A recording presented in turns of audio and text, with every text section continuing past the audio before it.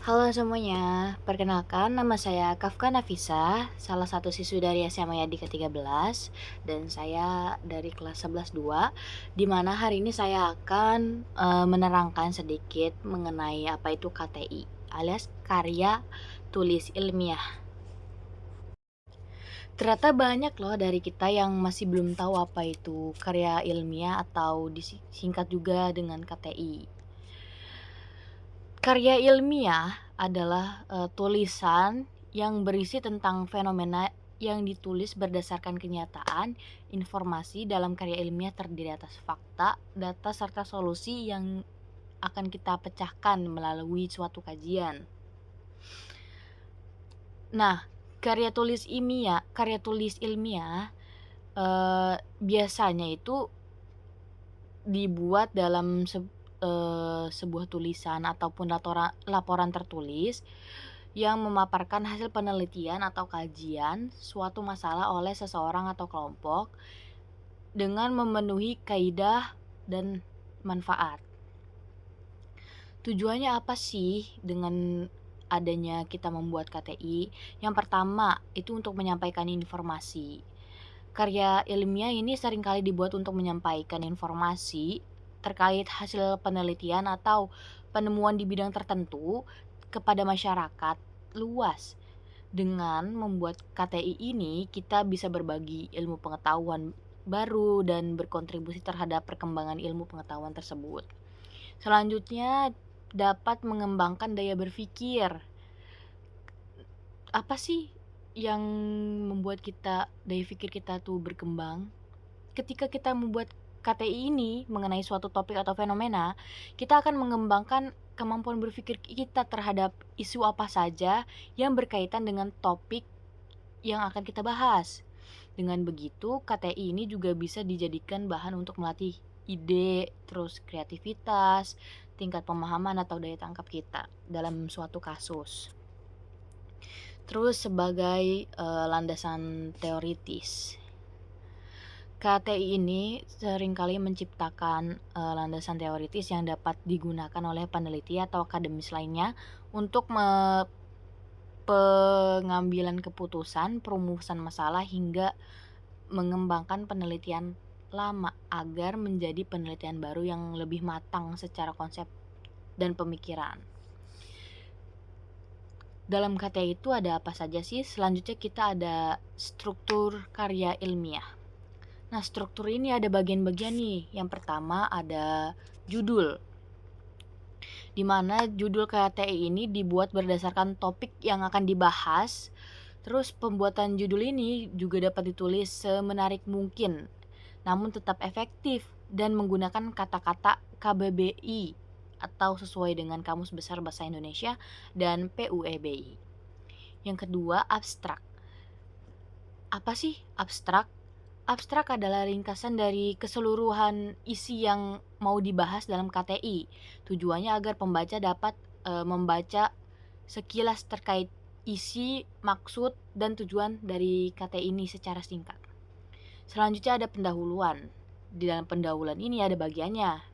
Yang pertama adalah latar belakang, berisi penjelasan teoritis dan faktual dari masalah yang akan dibahas. Latar belakang masalah dijelaskan secara singkat di dalam di dalam latar belakang ini secara singkat, jelas, dan logis. Selanjutnya ada rumusan masalah. Rumusan masalah dalam karya ilmiah berisi pertanyaan-pertanyaan dari masalah penelitian. Kita bisa membuat rumusan masalah berdasarkan latar belakang masalah itu sendiri. Selanjutnya ada tujuan penelitian. Tujuan penelitian berisi penjelasan mengenai tujuan yang ingin dicapai dari penelitian kita ini. Selanjutnya ada manfaat penelitian.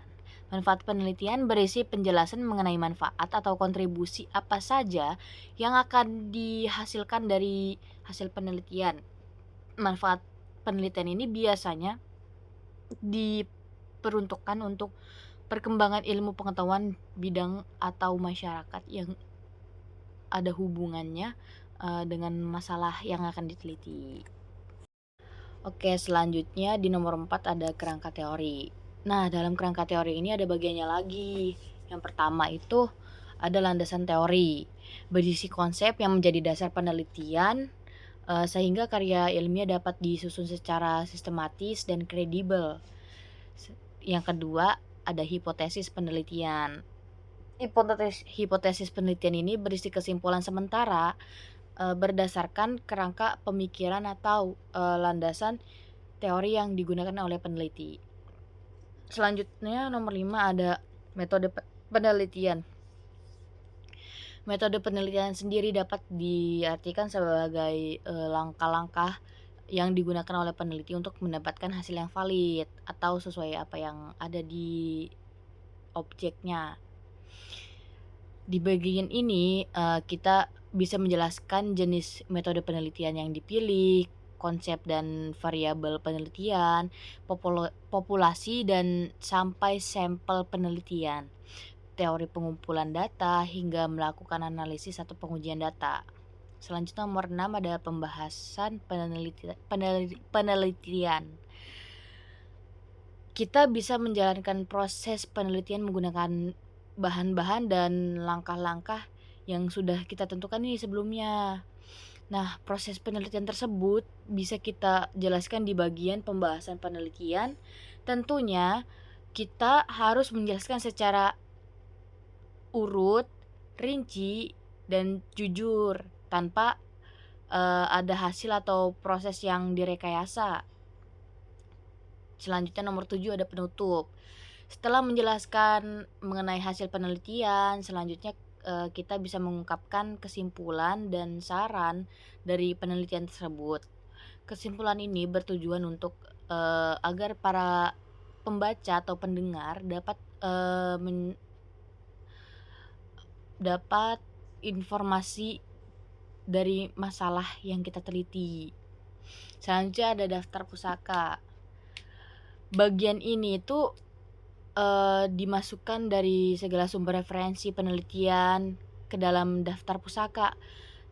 Dalam menuliskan daftar pusaka biasanya akan menggunakan format yang telah ditentukan, mulai dari tata cara penulisan nama, judul tulisan, nama penerbit, identitas atau buku jurnal, hingga waktu terbit. Yang terakhir ada lampiran. Sistematika karya ilmiah yang terakhir itu isinya berupa lampiran data yang diperoleh dalam proses analisis saat kita melakukan penelitian. Baik, yang terakhir kita masuk di kaidah kebahasaan karya ilmiah. Yang pertama itu menggunakan kata impersonal. Karya ilmiah ditandai dengan pemilihan kata yang bersifat impersonal. Maksudnya, kata ganti yang digunakan dalam karya ilmiah harus bersifat umum, misalnya dalam penulis atau peneliti. Yang kedua, menggunakan kata baku bersifat wajib ya. Wajib karena tujuannya agar kata yang digunakan sifatnya tidak rancu atau tidak acak dan tidak terpengaruh oleh bahasa lain. Yang ketiga, kalimat efektif. Dalam penyusunan KTI, hindari penggunaan kata atau frasa yang secara berulang-ulang tanpa ada alasan yang jelas, karena itu bisa membuat pendengar susah untuk memahami apa isi dari KTI kita. Yang keempat, menggunakan bahasa denotatif. Buat yang baru dengar, bahasa denotatif adalah bahasa yang memiliki arti dan makna yang sebenarnya. Jadi, makna yang terkandung dalam kata-kata yang ada dalam KTI kita harus diungkapkan secara eksplisit atau transparan untuk mencegah timbulnya pemberian makna lain, sehingga pembaca mampu memahami karya ilmiah punya kita dengan mudah. Yang terakhir, hindari menggunakan opini pribadi. Karya ilmiah itu sebaiknya tidak mencantumkan pendapat atau opini dari sebuah kelompok atau punya kita sendiri. Karena yang namanya KTI dengan judulnya karya tulis ilmiah, dari ilmiahnya aja itu kita harus mengkaji atau meneliti dengan dalam secara berdasarkan apa yang memang ada dari apa yang kita teliti gitu loh. Ya mungkin cukup sekian penjelasan KTI dari saya.